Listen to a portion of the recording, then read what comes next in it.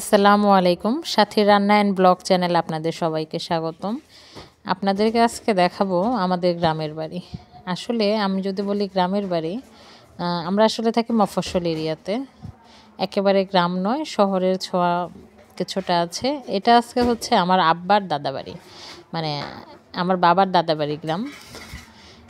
এটা হচ্ছে আমাদের ধামরাই উপজেলার সবচেয়ে সমৃদ্ধশালী একটি গ্রাম। এই গ্রামের অধিকাংশ মানুষই হচ্ছে প্রবাসী এবং ব্যবসায়ী।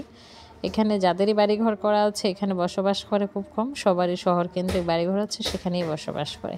আমি যে জায়গাটাতে দাঁড়িয়ে আছি এবং চোখের সামনে যতগুলো সবুজ ধানক্ষেত দেখা যাচ্ছে, এ প্রতিটি জমি আমার পূর্বপুরুষের।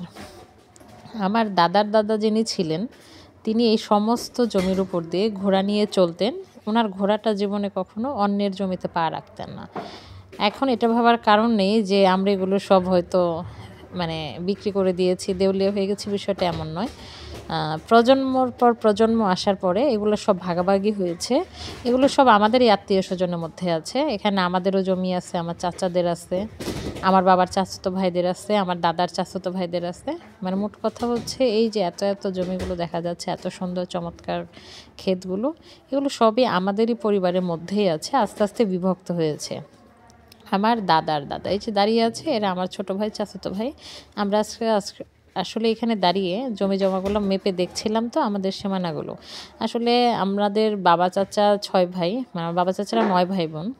তার মধ্যে আমার বাবা চাচারা 5 ভাই মারা গেছেন। তো যেহেতু আমাদের বাবাদের মৃত্যুর পরবর্তী সময়ে এটা অটোমেটিকলি এখন আমরা ভাই বোনরা মালিক হয়ে গেছে। আমরা বেশিরভাগ জমি আমরা চিনিও না যে এই জমিটা আমাদের, আর কার পরিমাপটা কতটুকু সেটাও আমরা জানি না।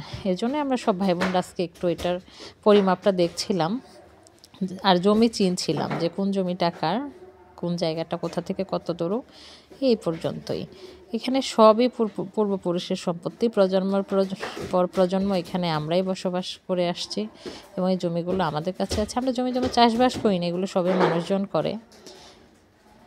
এখানে দাঁড়িয়ে ভাবছিলাম, আসলে পৃথিবীর নিয়ম হচ্ছে যে আমি যা কিছুই করি সবই আমাকে রেখে যেতে হবে, কবরে আমি কিছুই নিয়ে যেতে পারবো না।